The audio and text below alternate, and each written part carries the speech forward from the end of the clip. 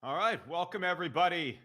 It is Friday. Today was the day of the big monthly non-farm payrolls report, which normally the markets really anticipate this number. It's the most important number of the month as far as most traders are concerned. Remember, I've been talking about the fact that in the past, people paid more attention to money supply and then the trade deficits.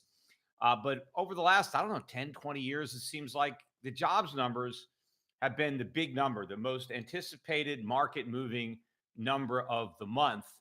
But today, really, it didn't even matter. I mean, nobody even cared really about the number, even though it was really bad, right? I mean, we lost 701,000 jobs officially in the month of March, which is the first time we've actually had a negative sign in front of that number in about a decade.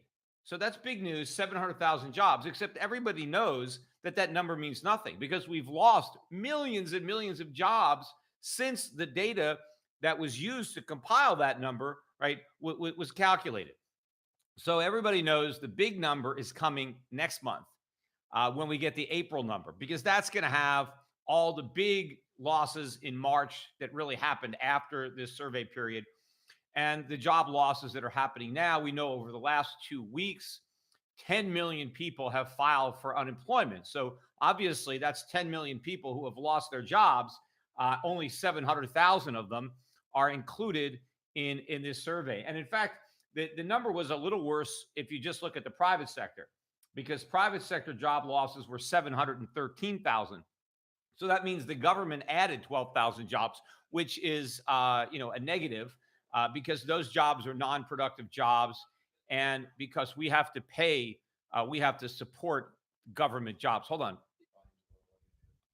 All right, hold on one second. I'm being told that my volume is too low. All right, hopefully that's better. So let me get back to what I was saying. So yeah, the government jobs, those are jobs that are non-productive jobs. We have to support those jobs. It would be good if government was getting rid of workers so we wouldn't have to pay their salaries and we could free them up to be employed productively. So we lost those jobs. And of course, if you look at the breakdown between the service sector and the manufacturing sector, we only lost 18,000 manufacturing jobs, which is, we lose 18,000 manufacturing jobs in a typical month. In fact, last month, we only created 13,000 manufacturing jobs. So there normally isn't a big number there, unfortunately, when it comes to manufacturing. So the big number is in the service sector, right? That's where the big job losses were. In fact, that's what the 713,000 loss was. That was in the service sector. So when you add 713,000 to 18,000, the total private sector job losses are even greater. So that means even more people were hired by government to make up for those losses. But it was the service sector that really got clobbered. Remember, last month we added 242,000 service sector jobs, and in March, 713,000 were eliminated. Of course, that's just the tip of the iceberg. So it's the service sector that is losing the most jobs because that's where the jobs are. And unfortunately, these jobs are not coming back. If you look at the rest of the number, although some of them will come back eventually, but a lot of them are not going to come back. Labor force participation rate, that went all the way down from 63.4 from the prior month, which was as high as it's been in a while, back down to 62.7. Something tells me it's going a lot lower than that. We've been at 62.7 before. I think we're going to head into uncharted territory. Technically, when people lose their jobs, they're not out of the labor force. As long as they're still looking, they're still considered part of the labor force. So, I don't know why it dropped so much, or, because people have just lost their jobs. I mean, technically, again, unless they've said that, I'm done, I'm not going to look, they're still in the labor force. But I think a lot of workers are going to throw in the towel and are going to leave the labor force.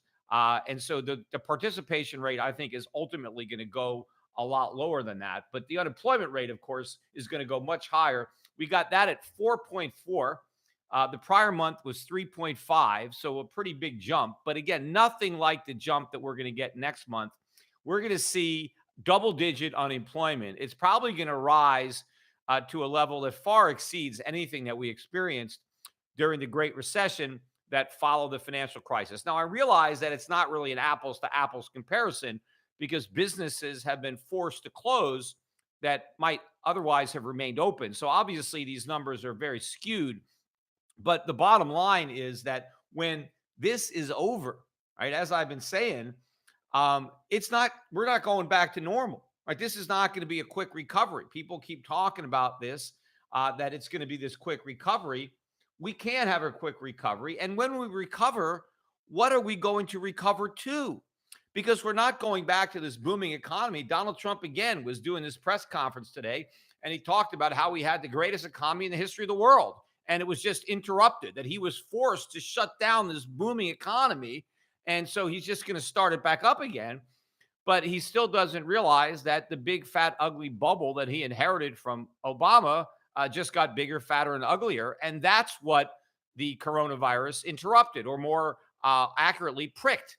It pricked that bubble. And so we're not going to go back. The best that we can hope for is that we recover from a depression into a recession. I mean, that's about the best that we're going to get, right? We're going to go back into the recession that we would have had anyway. See, all the coronavirus did is accelerate the process of popping this bubble and bringing us into recession, depression. That's all that happened. A lot of businesses that were going to fail just are failing sooner rather than later. A lot of jobs that were going to get lost eventually are now getting lost sooner. But that doesn't mean that these businesses that were just barely hanging on are going to come back anyway. They're not. So we can't just go back to the way we were.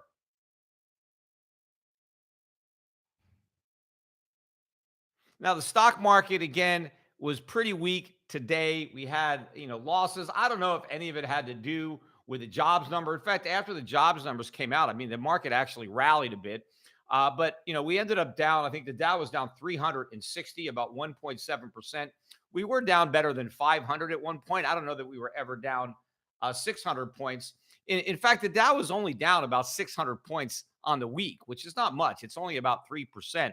The NASDAQ was only down about 2% on the week. That index continues to hang in there because you have these big, FANG names, the widely held names that are really holding up. People are taking refuge in these stocks, and they're barely down.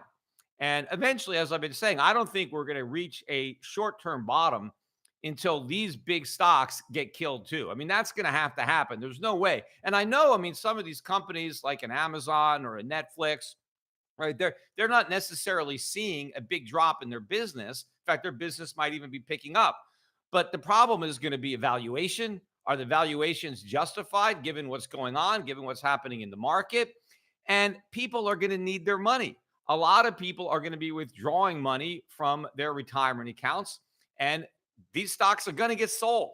And so eventually they're going to crack. It's just that it's taking longer for them to do so, but that's going to happen. But look at the small cap stocks, the Russell 2000, another 7% decline on the week. It had a very weak day today, down a little over 3% on Friday. The index at one point was down over 4%, so it paired its losses. But if you look at the sectors, again, that are the weakest, it's all the retailers, all the stores, the restaurant chains, the clothing stores, the financials, the banks, asset managers. All of these companies continue to get obliterated.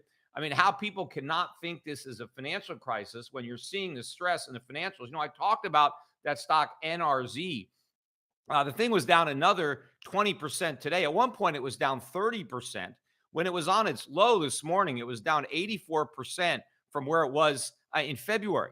So, 84% in 1 month. And I'm sure that there are a lot of people who were buying this particular stock under the impression that it was conservative. After all, they were buying mortgages. They were investing in a pool of residential mortgages, and they were just collecting income, right? They weren't gambling in the stock market. They were playing it safe. They were investing for income. And I've been warning investors about this for years, that they were playing with fire with these closed-end funds. Because first of all, I've always said that, even if it's a mortgage or a loan, they're not necessarily conservative. You may not get your money back. Not all loans repay.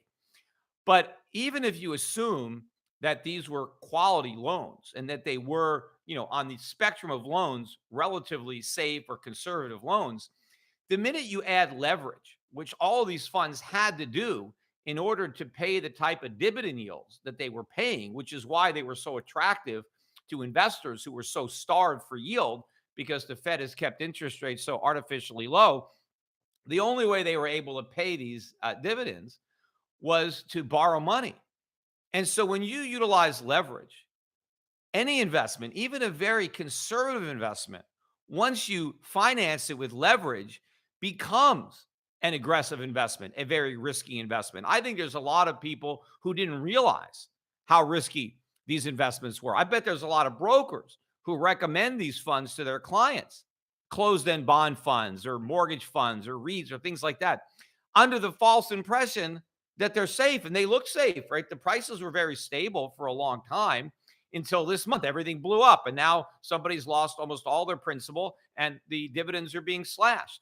And so this is going to be a huge problem for a lot of people who were dependent on these dividends. And now, of course, now they need income. They're not getting dividends anymore. They have to start selling their stocks, the ones that didn't go down, in order to get the income that they're no longer receiving on that, what they thought was a conservative portion of their portfolio. But, I was watching a lot of the coverage of the jobs report, of the economy on the news. And, there was this discussion that particularly bothered me. There's a whole panel discussion early this morning, on CNBC. They had a bunch of people on there, and they were talking about the stimulus and the bailouts and the deficits. And, they even asked the question, well, I mean, is anybody worried about this? Is anybody opposed to, the big deficits? Because, when we did this the first time, there were some people that, were a little bit uneasy about it. Maybe they watched the video I put out from the Kudlow show in 2008, where Kudlow and Santelli and me, right, we were worried about the deficits and inflation and QE and all that. And the consensus of the panel was, even though some people might have been concerned in '08, that nobody is concerned now, right? That it is a consensus, almost a unanimous opinion, that it doesn't really matter at this point, that it's so bad that nobody objects to the government borrowing money or the Fed printing money, that everybody wants the stimulus. This is what they were saying, that there's nobody out there that doesn't share this opinion, that we need more government and that the cost be damned, because it's just so important that we really have to borrow. We have to drop the money from helicopters, and nobody disagrees with that, which of course is nonsense. There are people that disagree with it. I mean, I'm one of them, and I'm not the only one.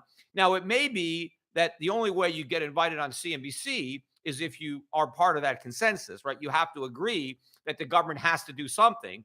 But the reality is, the best thing they could do is do nothing. In fact, there's something better than doing nothing, and that is cutting government spending, actually doing the reverse of what they are doing now.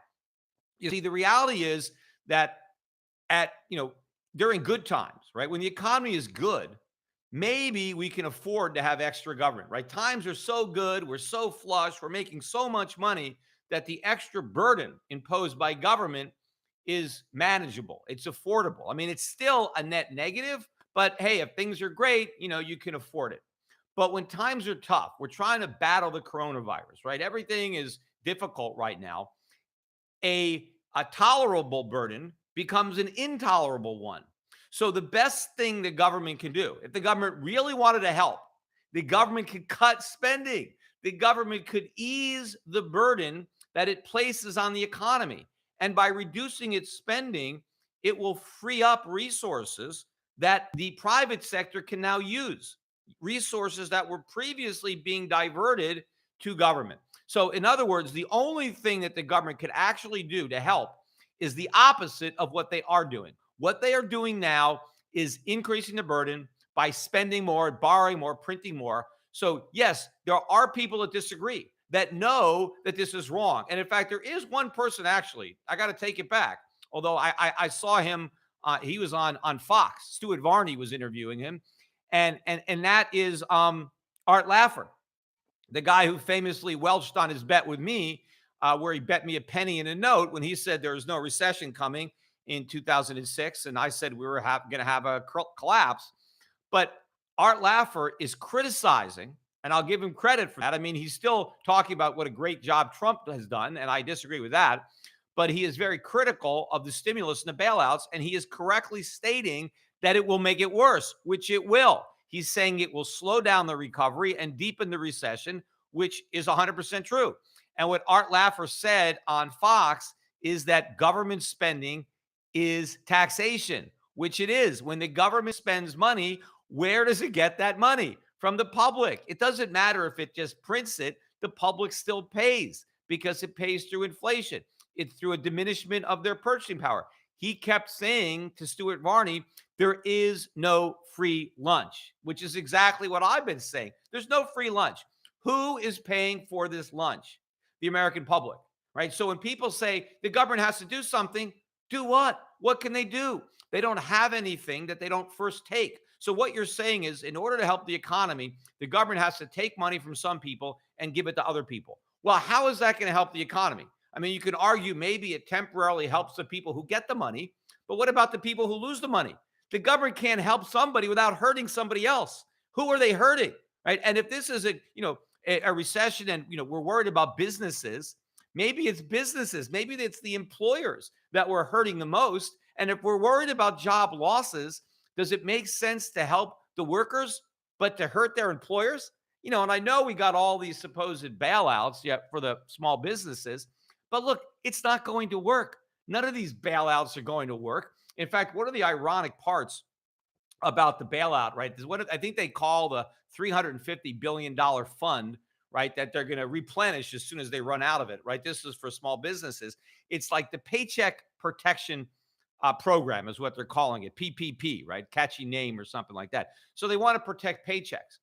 And the way they're doing that is that you can borrow the money, and as long as you use like 3/4 of it, supposedly for payroll, then if you don't fire anybody or actually rehire some of the people you fire, because you're allowed to fire people, you just have to hire most of them back, I think by the end of June. I forget the exact date. So you can still fire people and not, you just got to hire them back, right? Then you don't have to, repay the loans.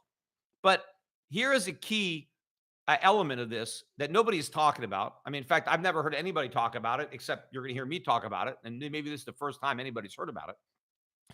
But one of the elements of these business loans from the Small Business Administration, right, is that the business owner does not have to post any collateral for the loan, nor does he have to personally guarantee the loan, which he may normally have to do for a small business loan. So in other words, the only recourse the government has to get the money back is to the business. Well, what if the business doesn't survive? What if it shuts down? Well, then they're never going to get the money back. And that's what's going to happen to a lot of these small businesses, whether it's by design or just, by circumstance. A lot of these businesses that borrow money, right, are going to go out of business before the loans have to be repaid. Remember, you get 3 years to repay the loan, even if it's not forgiven. But assuming that you haven't fired anybody, that may be one of the reasons that you do go bankrupt. You see, it is very dumb for the government to condition these loans on not firing anybody, right? Because you're creating a perverse incentive for a business not to cut costs at a time where cost cutting could be the only thing that allows that business to survive, right? You're talking about a big decrease in demand for services. And so when that happens, businesses need to react. They need to cut their overhead, cut their costs. And that means cutting their payroll. For a lot of businesses, that's their biggest cost. But if you're incentivizing these businesses not to cut costs, and so they keep workers that they really don't need, that could be what drives these companies out of business. And once they go out of business, well, now all the jobs are gone, so none of the payrolls were protected. I mean, maybe if you allowed the businesses to fire some people, they could save the jobs of others. But if they don't fire anybody and that drives the company into bankruptcy, then everybody gets fired. But now the government doesn't get any money back. So the paychecks aren't protected. They're all lost. And the loans aren't repaid. And I'm sure there's going to be a lot of businesses that are going to deliberately borrow the money, knowing they're never going to repay it, right? I mean, there's a lot of businesses, small businesses and retail, a lot of restaurants and mom and pop stores that were having a hard time competing with Amazon and dealing with minimum wage hikes and all this stuff. right? They were barely hanging on, before the crisis. So they were going to go out of business anyway. Well, they might as well borrow this money knowing that, they're not going to have to pay it back, right? I mean, they're drowning anyway. Grab a line. And so this is what's going to happen. I mean, the government doesn't even stop and think. They were saying that the reason they don't want any collateral or any personal guarantees is because they want to streamline the loan process, right? They don't want to bother to make sure that anybody could actually pay these loans back. They just want to make it really easy for people to get the money. So these are not really loans. They're basically gifts. I don't think anybody is going to repay these loans. Either they're going to stay in business, right? They're not going to fire people and then they're not going to repay the loans, or they're going to go out of business. They're going to fire everybody and they're not going to pay the loan. So this is all debt. This is money that's just going to go away. But more importantly is by forcing businesses to retain workers longer than they may otherwise have kept them on payroll, the government could force businesses to go bankrupt that actually might have survived, which is another reason that they're going to make this thing worse. And in fact, I was watching Nancy Pelosi came on CNBC today with Jim Cramer. And, of course, Cramer was, oh, yeah, this is great. Well, he was congratulating her on passing this stimulus bill, this $2.2 trillion bill, which is going to make everything worse, right? There's no reason to congratulate her on that. And she already mentioned, let the cat out of the bag, that she already wants to extend the 4 months of extra supercharged unemployment benefits to everybody, including the gig people and the self-employed. That extra $600 a week, she wants to already extend that from 4 months to 6 months, which I've been saying they're going to extend it. I mean, at a minimum, they're going to extend it 8 months, right? Because it's 8 months until the election. And so there's no way that they're not going to keep that gravy train going to the election, because nobody wants to be the guy that votes against the $600 a week, because they know that the voter is going to go into the voting booth and not vote for that guy. They're going to vote for whoever is giving them that money. And of course, if the Democrats win, I mean, who knows? I mean, it may never go away, right? There's an old saying that nothing is as permanent as a temporary government program. Since this recession, depression is going to be with us for a long time, there's going to be unemployment, elevated unemployment, double-digit unemployment for a very, very long time. Now, yes, I mean, once the economy can theoretically restart, whenever that is, I mean, we still have no idea. But we're not going to go back to the bubble. I mean, one of the things that people just don't seem to get, and I don't understand, is it's not a secret that the recovery was asset-based, right? Ben Bernanke came out and told everybody that, as if they didn't know, that the goal of QE 1, 2, and 3 was to cause asset prices to rise, stock prices to rise, real estate prices to rise. That was the goal, right? Because they wanted to create a wealth effect. They wanted to build a recovery on a foundation of wealth, of paper wealth, which was a mistake, because that's why we had the financial crisis, because we had a phony housing bubble that made people think they were richer than they were. And so that was a fake recovery. And so now they wanted another fake recovery, right? They didn't want a real recovery because that involved actual sacrifice. So instead, they just chose the easy route to inflate a bigger bubble than the one that popped. But now that that bubble is popped, now that stock prices are collapsing, right? Now that real estate prices are going down, so the very foundation of the recovery has collapsed. Well, how can we go back to it? If the foundation has collapsed, there's nothing to go back to. It's not there anymore. It's not like when we go back to work, the stock market's going to come roaring back. The real estate market's going to come roaring back. We are early in the bear market, right? This is a bear market in stocks. It's a bear market, I think, in real estate. So American households are going to see their wealth diminishing. So the wealth effect is going to work in reverse.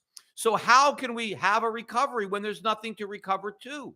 We can't reflate the bubble. The Federal Reserve has no more rabbits in its hat. I mean, that's it. So we can't do what we did before.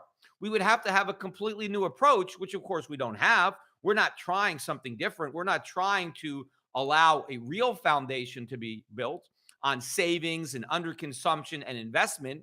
We're not making government smaller to enable that to happen. We are repeating all the mistakes that inflated the bubble and that left this phony economy so vulnerable to this collapse.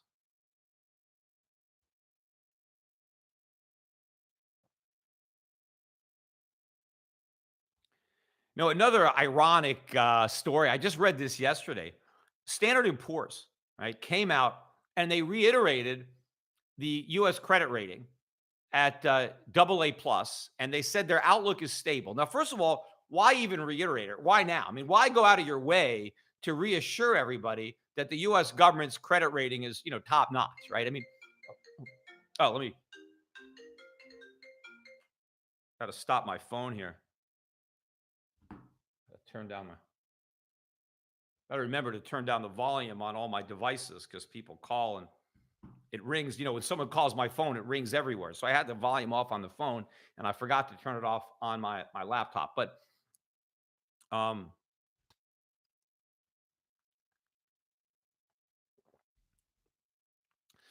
so my point is that why go out of your way? I mean, what would be the point of Standard and Poor's coming out and just reassuring everybody that the U.S. credit is still sound and that they're not worried? And obviously, they know that people must be worried, and so they got to come out there for PR, right, and just remind everybody that the U.S. government is fine and that there's nothing to worry about, right? Even though we're borrowing all this money, right, our debt to GDP is probably about to surge to maybe 150 to 200%. I mean, within a year or two. I mean, maybe within a year, less than a year, we'll be at over 150% because we're going to see a 15, 20, 30% contraction in GDP. And at the same time, we're going to see an explosion in the national debt, maybe as large as that. I mean, so our credit quality is imploding, right? And that's the time that Standard & Poor's picked to come out and say, nothing to worry about, right? Everything is fine. Clearly, I think maybe the U.S. government pressured them a little bit, right? Knowing, right, the situation. Hey, you guys better come out and just tell everybody how great we are. Because remember, it was in 2010 that S&P downgraded the U.S. Treasury market from AAA, which is where it had always been, to AA plus, right? And that was like a major thing, right? And they did that in 2010 based on the QE program then and based on the amount of debt. If you go back and look at what S&P said at the time that they downgraded the U.S. Treasury market, it was because of the big deficits that were being run up after the financial crisis. And because of that, they were concerned, and rightly so. And so they moved U.S. debt down one notch, right? I mean, I think they should have moved it a lot lower, but they moved it down one notch. And I mean, all hell broke loose. I mean, the government came out and punished them. I think they ended up getting fined. I mean, not specifically for that. They came back and they fined them. They, had to do with ratings on the mortgage market, but the government found a way to punish S&P, right, for downgrading the U.S. Treasury market without coming out and saying this is why we're doing it. Because I think the agencies that didn't downgrade the U.S., like Moody's or Fitch, nothing happened to them, right? They had the same BS ratings on mortgages that S&P. The only rating agency that got punished just happened to be the only agency that downgraded the U.S. government. I mean, coincidence? I don't think so. So anyway, I said at the time, after they got punished, I said, and years ago, I said, that's it. S&P will never downgrade the U.S. Treasury market again, ever. No matter how much it's deserved, they won't do it. And in fact, now they're probably the U.S. government's lapdog. Because I bet they got a call, somebody at S&P got a call from somebody in the Trump administration, said, now would be a good time for you to come out and reiterate that you're not worried about anything, that you don't even have a negative outlook, that not only are you not, adjusting our credit rating, but you're not even considering a downgrade. You're not worried at all, right? I mean, I'm surprised they didn't upgrade us back up to AAA, right? I guess maybe that would have been too ridiculous to be believable. So to try to maintain the pretense that there's no collusion going on, they came out and said, no, we're AA plus. But look, the reality is U.S. Treasury bonds are junk, right? I mean, it doesn't even matter what the rating is. They're junk. Now, I know there's a lot of people that say, well, we really shouldn't even rate them because the government's not going to default, right? The U.S. government is borrowing in its own currency, and so it's always going to pay. And so what's the point of even rating U.S. Treasuries? Because they have an unlimited checkbook and they're never going to default. Well, the purpose behind rating a sovereign nation that borrows in its own currency takes that into consideration. What the rating agencies are supposed to look at is not just default as an option, but inflation as an option, right? That is a primary consideration when it comes to the credit quality of a sovereign government, right? I mean, if the Zimbabwe government was selling Zimbabwe government bonds in its own currency, would you rate it AAA? Right. Well, they're never going to default. I mean, you're going to get all your Zimbabwe dollars back. Of course, you couldn't put a AAA rating on it because you're going to get back money that doesn't buy anything. Right. So that's what S&P is supposed to consider when it looks at any sovereign, whether it's Japan, whether it's the Eurozone, is the quality of the currency that the lender will be repaid in. And if there are too much debt for the tax base to handle, right? If governments are running debts that are too high relative to GDP, where you know that the only way to avoid default is to inflate, you are supposed to incorporate that risk of inflation, that risk of purchasing power degradation into your rating. So how can S&P not be making that adjustment now? It is impossible for the US government to repay the debt without massive inflation. And in fact, the only way the US government can avoid massive inflation is to default, right? Those are the two alternatives. Now, if they default, obviously that's a big loss to the creditors. They're not going to get repaid. And if they inflate, that is a huge loss to the creditors. There is no way the United States government is going to pay back its creditors with money that has purchasing power equal to the value when the loans were made. So the rating needs to be adjusted lower. It needs to be much lower. How can anybody who's being objective? But clearly S&P is not. They are not objective. Remember, S&P also had AAA ratings or AA ratings on mortgage bonds that failed. In fact, even the riskiest tranches of the subprime mortgages that were packaged up and the CMOs that went to zero, even those had investment grades on. I mean, they had low, they were triple B minus, right? But they were rated something. I remember back then I was saying they should be rated F because they were going to fail. I could see that, and I didn't even analyze it. I just knew enough about the mortgage market and the housing market to know that those debts had no chance of being repaid. Yet S&P was still putting investment grade ratings on these bonds. And I think they were doing that because they were getting a lot of business. They were getting paid to rate these bonds. They knew if they didn't put the ratings on them, then they weren't going to get hired. So yes, I mean, there was a lot of self-dealing there. And other mortgage insurers were involved in this. And all these companies are in bed with the government. They're all licensed by the government. You can't compete with them unless you have a government license. So it's, it's a cartel that the government creates. And so the government is really in control. So it's not a failure of the free market. We don't have a free market in rating because in order to rate these bonds, the government has to approve you. And there's only a few companies that are approved to rate these bonds that everybody has to buy. And so it's a big incestuous relationship. But there's no way that they could look at the current situation and not downgrade the U.S. Treasury. Because if they downgrade the U.S. Treasury in 2010, right, and the reason they downgraded it, the U.S. government is doing exactly now what they did then, only bigger. The deficits are skyrocketing much more now. So why were they a problem in 2010, yet doing more of it isn't a problem now, right? We have much more debt now than we had in 2010, and we're adding more debt at a faster rate, right? So again, the only reason it's not a problem now is because they're too afraid to speak up because the government already punished them when they did it the last time, and so they learned their lesson. The government got their mind right. But what I think people should be reading into this is the mere fact that they were forced to come out and say that everything is fine and the credit rating is stable. You got to know that there is a lot of pressure, right? There was a lot of arm twisting to get them to do that because the government is worried. And yes, I know if you just look at the foreign exchange markets right now, you're not going to see that, right? Because the dollar, had an up week again today. It didn't make new highs, right? But it did recover from the big drop from the prior week. And bonds, bond yields plunged again. Look, the yield on the 10-year is all the way back down to 0.6, just under 0.6. And the 30-year yield is slightly better than 1.2. So, we're still, above 1 in the 30-year, but these are still very low yields. By the way, The short-term stuff no longer is sporting a negative nominal yield. The 30-day bills are back up to 0.06, and the 6 months are up to 0.13. I mean, still minuscule, but those numbers had negatives in front of them at one point last week.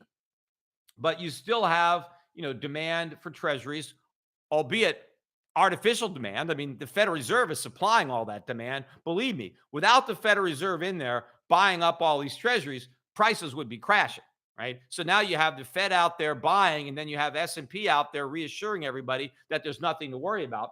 And yeah, the dollar was a little stronger, but this is all temporary.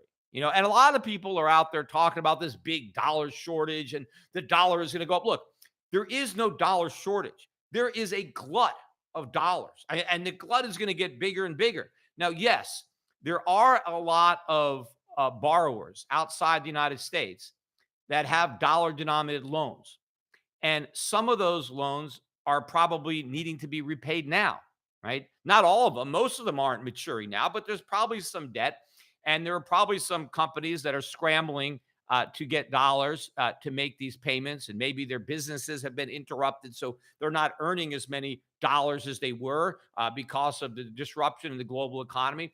So yes, on a short-term basis, there's going to be a liquidity squeeze, and that is going to work in favor of the dollar. But it's only a matter of time until that passes. And ultimately, the dollar debt is not going to be a problem for the debtors.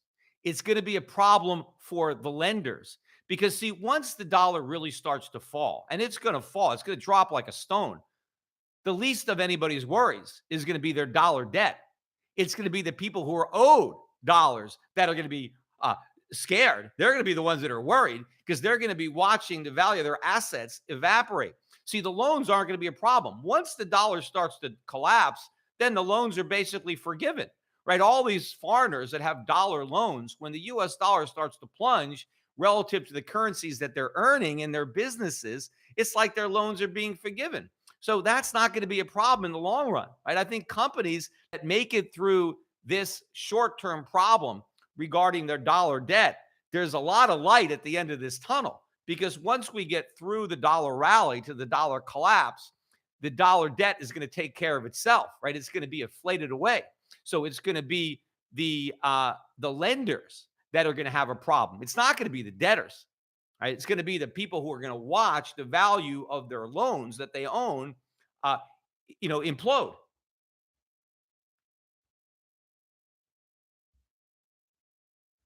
I'm going to see what I put on my notes here, if I have anything else that I wanted to discuss.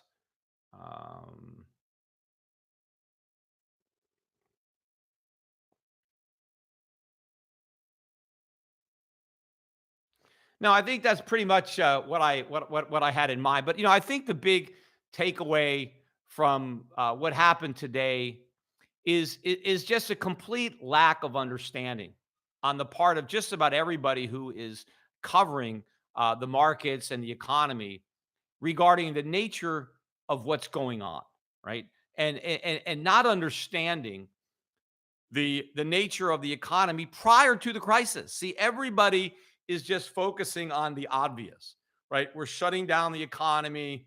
We're ordering people to stay home. And clearly, yes, that is going to do damage, right? Any healthy economy would have a problem with that, right? And so that is what's obvious. But what's obviously not so obvious to a lot of people is the condition of the economy before this happened. And the fact that all the coronavirus did is accelerate a collapse that would have happened on its own anyway. And now that it started, now that the credit bubble has imploded and all of the companies that were kept afloat by that bubble are sinking, right? And all of the consumers that were levered up, right, and living beyond their means, right? The whole thing is unraveling right before our eyes. The very foundation upon which this phony recovery was resting has been destroyed.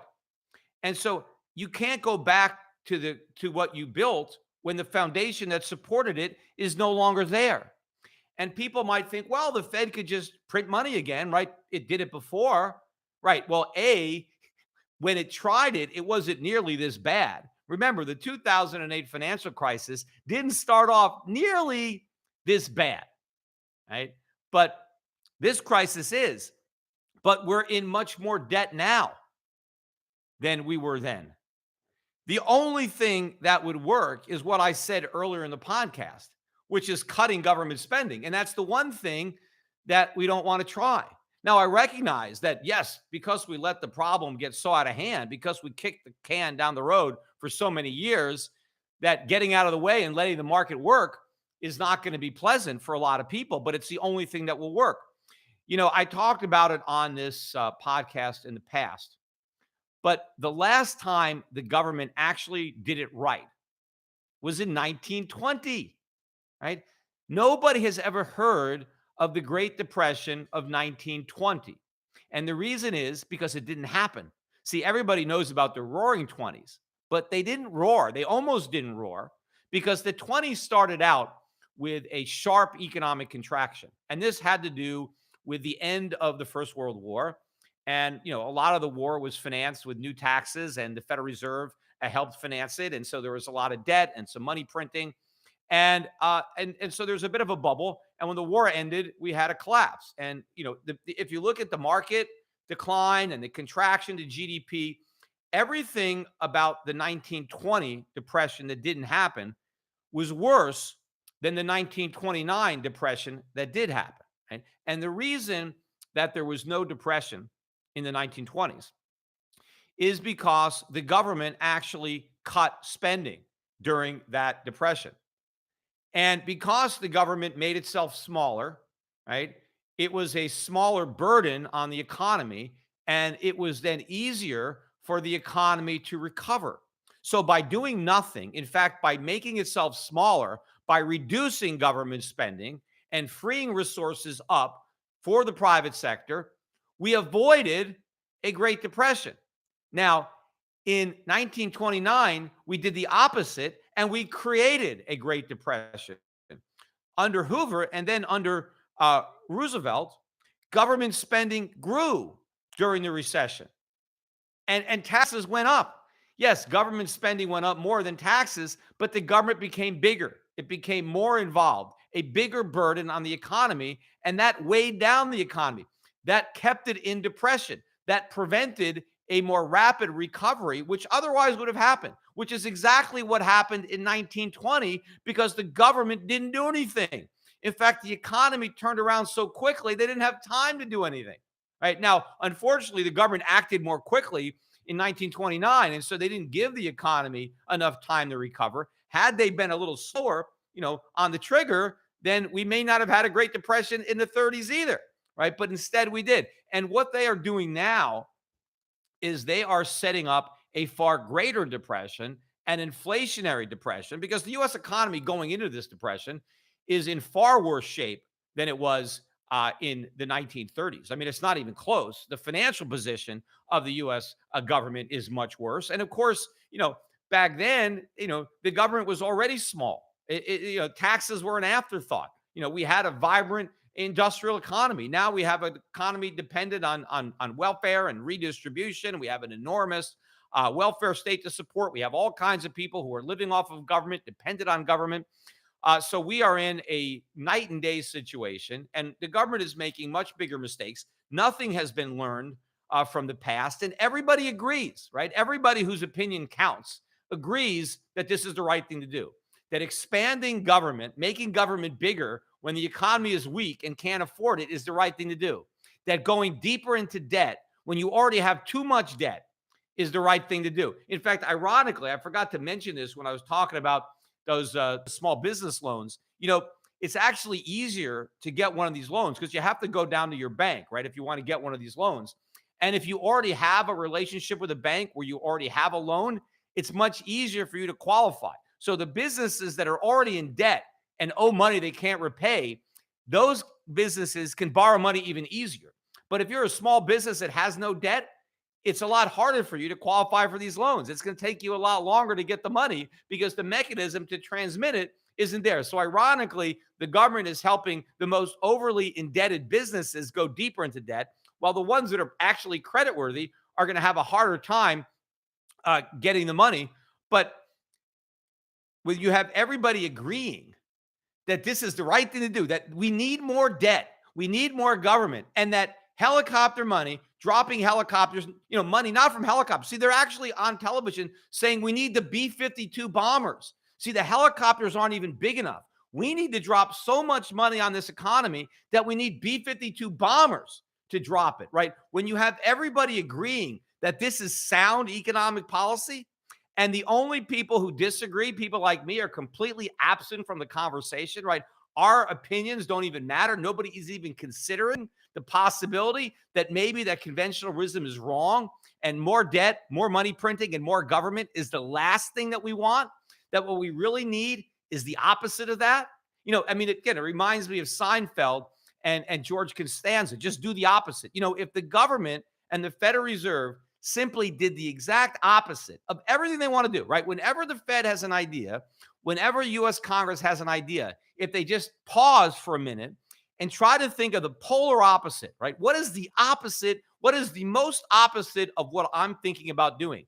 If they just pass that, right? Why don't we just have the George Costanza bill, right? Where we just figure out what everybody wants to do. Every politician agrees, every Wall Street banker, right? Everybody on CNBC, find out the consensus of what all these guys think the government should do and what the Federal Reserve should do. And then we just try to figure out what is the most opposite of that, right? And then put all that into one bill and then pass it and have Trump sign it. That is our best hope for actually coming out of this. Anyway, that's it for now. Have a great weekend, everybody. And I will be back again next week with more of these live broadcasts of the Peter Schiff Show podcast. Take care.